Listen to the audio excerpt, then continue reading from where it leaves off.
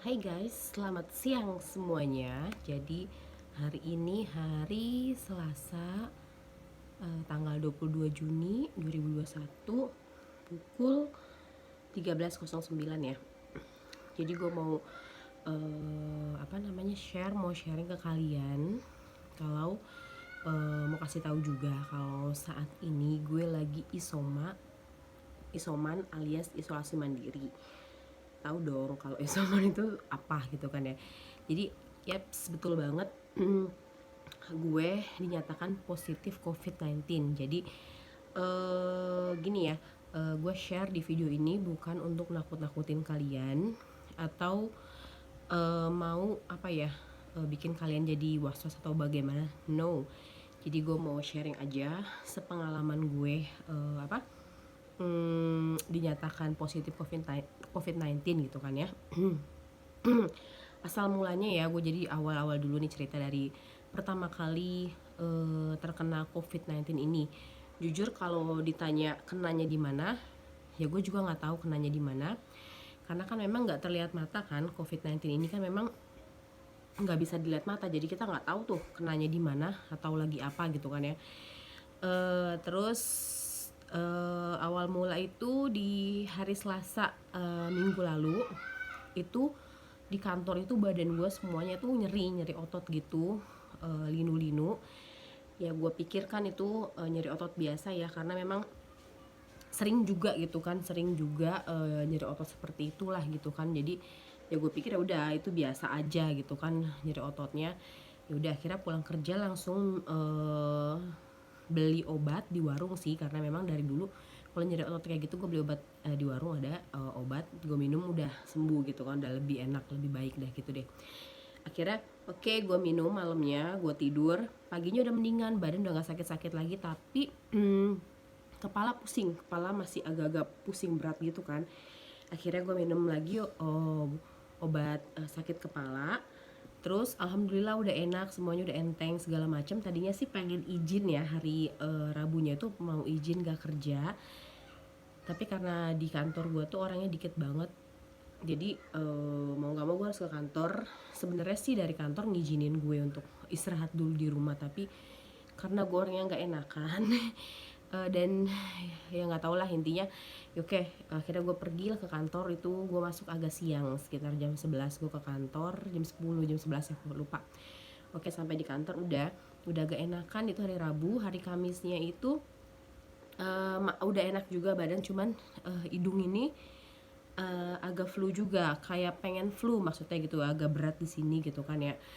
Terus ya udah gue pikirkan itu mau flu biasa. Akhirnya minum obat lagi, pulang kerja obat flu gue minum, tapi ternyata masih sama lah intinya kayak gitu kan ya. Ya udah akhirnya di hari Jumatnya, nah Jumat kan gue WFH, jadi Jumat itu baru flu. Akhirnya beli obat ke apotik. Biasanya obat ini tuh manjur ya gitu kan ya. Kalau gue minum obat ini biasanya kalau flu itu ya manjur gitu kan, tapi ini enggak, masih sama gitu ya. Flu-nya sebenarnya nggak flu berat-berat banget kok sebenarnya.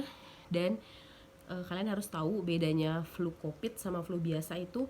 Kalau flu covid itu dia nggak disertai bersin-bersin sih, kalau yang gue alami ya, sepengalaman gue. Jadi nggak bersin-bersin, ingus pun itu nggak ada, hampir nggak ada, paling ada sedikit, itu pun nggak kayak meler gitu, nggak. Kalau flu biasa kita biasa meler, mau bersin juga, tapi kalau ini nggak, lebih ke hidung tersumbat aja, kayak di sini nih hidungnya tersumbat gitu kan. Oke, itu hari Jumat gue minum obat, gue beli obat di apotik, ternyata masih sama gitu kan ya. Tapi Jumat gue masih nyium-nyiumnya kayak putih, itu masih berasa, masih oke lah, penciuman tuh masih oke. Nah akhirnya di hari Sabtu pagi gue coba ciumnya kayak putih itu udah nggak bau, udah nggak berasa sama sekali. Akhirnya gue masih berpikiran positif thinking, karena gue pikir ya udahlah emang lagi flu kan biasa gitu ya, nggak bisa nyium bau gitu kan.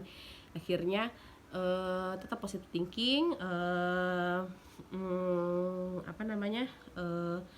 tetap berpikir itu flu biasa. Akhirnya udah hari Sabtu lewat, Akhirnya di hari Minggu gue bangun tidur, gue coba cium lagi, itu masih sama, nggak berasa sama sekali.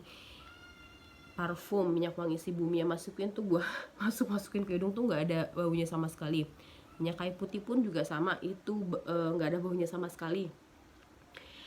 Terus gue udah mikir, oke, gue kena COVID.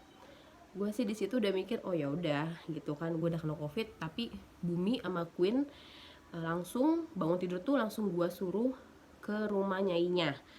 Jadi langsung diungsiin sama suami juga gitu, karena gue udah mikir, oh udah gue kena COVID nih kayaknya. Akhirnya ya udah gue telepon orang kantor, manajer gue, terus dia bilang suruh swab antigen gitu kan. Oke, swab antigen, gue ke rumah sakit EMC itu yang di Cipondo. Akhirnya gue kesana tes antigen sama suami, tapi hanya gue doang sih yang dites ya, dan ya benar hasilnya positif gitu kan.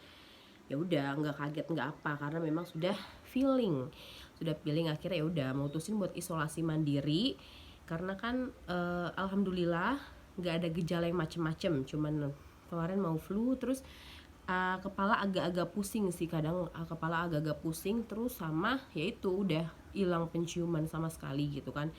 Akhirnya sorenya WhatsApp temen, minta rekomendasi vitamin apa aja yang harus gue beli, obat apa aja yang gue harus gue beli. Gue kasih tahu, gue tuh cuman kayak flu, terus hidung tersumbat sih, lebih kayak hidung tersumbat. Kalau COVID itu nggak ada ingusnya, jadi hidungnya aja tersumbat. Hidung tersumbat, pala kadang-kadang pusing, sama hilang penciuman, dah itu aja. Jadi dia rekomendasiin itu ada 6 obat ya, tapi kalau gue cuma beli 5 obat. Karena apa? Karena yang satu lagi itu obat khusus untuk ini apa namanya, obat khusus untuk batuk, sedangkan gue kan gak ada batuk.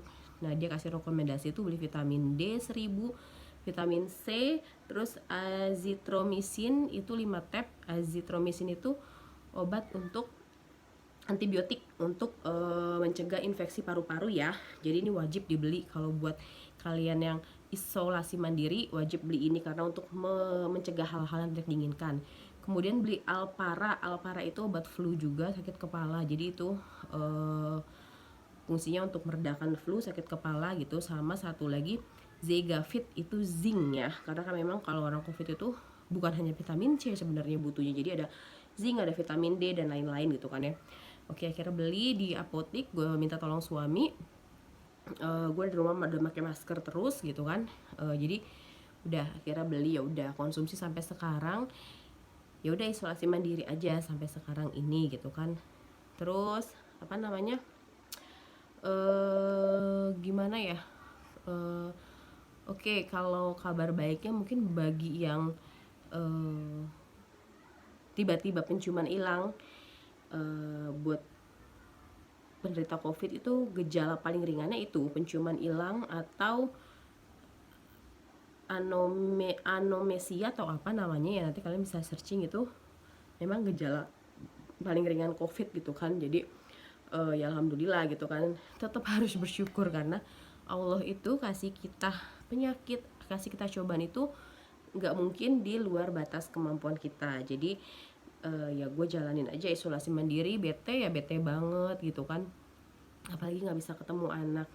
Itu sih salah satu hal yang menurut gue beratnya itu di situ, karena nggak bisa ketemu sama Queen sama Bumi gitu kan ya. Ini gue panas banget karena nggak pakai akses sengaja biar panas gitu kan ya. Jadi ya itu sih, jadi lebih ke penyakit mentalnya daripada penyakit kenapa-napanya gitu kan. Dan kalian gak usah takut sama yang namanya COVID, itu tidak seseram yang kalian pikirkan. Selama kita berpikir positif, kita happy aja selama isolasi mandiri. Kita nonton YouTube, kita belajar hal-hal yang ya bisa menambah pengetahuan kita, ya menurut gue sih itu yaudah kita enjoy aja gitu kan ya. Terus pasti ada yang nanya, kok bisa sih, kan lu udah divaksin 2 kali, kok masih bisa kena COVID? Jadi gini teman-teman ya, sekali lagi, vaksin itu bukan untuk kekebalan virus corona, no. Itu semua hanya untuk mencegah hal-hal yang lebih berat lagi efeknya atau gejalanya gitu kan. Karena bisa aja ya, gue nggak tahu sih, karena yang gue rasain itu ya hanya flu, agak flu sedikit, kepala pusing sama hilang penciuman gitu ya. Jadi alhamdulillah nggak ada pneumonia, nggak ada sesak napas, nggak ada batuk gitu. Jadi ya alhamdulillah, tetap harus disyukuri gitu kan ya. Jadi selama ini aman-aman aja.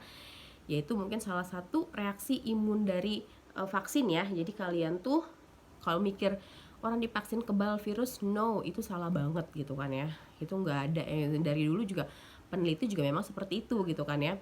Dan saat ini yang gue tahu itu virus corona juga ada yang menularkan dan ada yang tidak menularkan.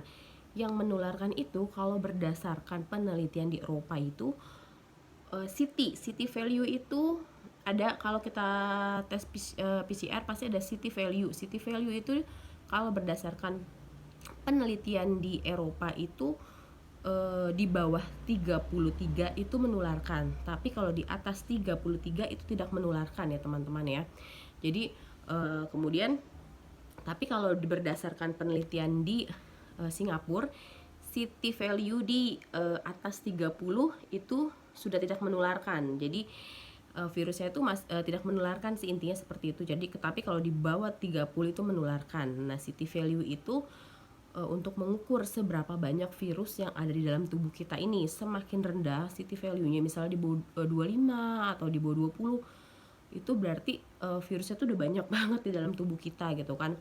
Dan kalau kemarin swab antigen kan memang nggak kelihatan CT-nya ya gitu kan. Jadi ya gue sih berdoa CT-nya masih tinggi, jadi tidak menyebarkan ke yang lain gitu kan, anak-anak gue, suami gue. Jadi mereka sampai saat ini sih alhamdulillah sehat gitu kan ya.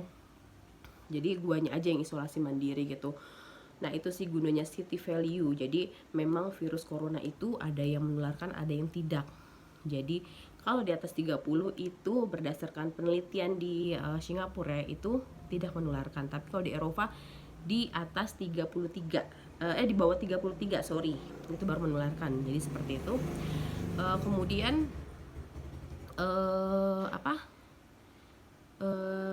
sharing juga buat ibu-ibu menyusui ya. Kan karena gue sebenarnya masih menyusui untuk bumi gitu, tapi ya karena keadaan seperti ini, sebenarnya bumi itu memang sudah dicampur sama sufor sih, dari kemarin-kemarin memang sudah minum sufor sama ASI juga. Jadi yang gue baca itu nggak apa-apa kok kalau untuk ibu menyusui, tetap berikan ASI seperti biasa. Yang penting kita pakai masker dan sering-sering cuci tangan gitu kan ya. Mau menyusui langsung itu nggak masalah, yang penting kita tahu kadar tingkat kesehatan kita tuh seperti apa gitu kan ya. Tapi kalau gue lebih memilih untuk pumping. Jadi sebelum pumping gue cuci tangan, gue sterilin dulu alat-alatnya gitu kan ya, pumpingannya. Jadi baru gue pumping. Habis itu cuci tangan lagi, baru masukin ke botol atau ke lupa gue itu ya. Kalau gue sih sekarang lagi pakai botol, jadi masukin ke botol, udah taruh di kulkas gitu kan. Jadi lebih aman aja sih gitu sih. Jadi nggak apa-apa kok kalau ibu menyusui itu menyusui langsung pun nggak apa-apa, yang penting kita jaga kebersihan kita gitu sih. Ya itu sih. Jadi kalau ditanya nggak menjaga prokes ya, kayaknya sih gue sudah menjaga ya, karena di kantor pun gue selalu pakai masker. Kita nggak boleh namanya lepas masker di kantor, harus stay tetap pakai masker kecuali makan gitu kan ya. Terus kerja juga jaraknya jauh-jauhan, lu di mana gue di mana gitu kan, jadi lumayan jauh gitu kan ya. Sekali lagi kita nggak tahu virusnya itu dari mana, tapi yang pasti pesan gue buat kalian semuanya yang masih sehat, yang masih belum pernah terkena covid, jaga kesehatan, ikuti prokes, terus ya sekali lagi covid itu tidak menyeramkan yang kita pikirkan gitu kan. Jadi ya udah enjoy aja, nikmatin aja. Yang penting kita positive thinking. Terus kalau memang tidak butuh banget untuk keluar rumah, ya udah stay at home. Please bantu pemerintah buat ya itu, bantu pemerintah untuk menurunkan angka covid kan saat ini udah tinggi banget lonjakannya. Jadi ya kita sama-sama yuk jaga kesehatan. Itu sih sharing dari gua, semoga bermanfaat. Dan buat yang saat ini juga lagi isoman atau lagi terkena covid, semangat terus, kita berjuang bersama. Bye bye, thank you.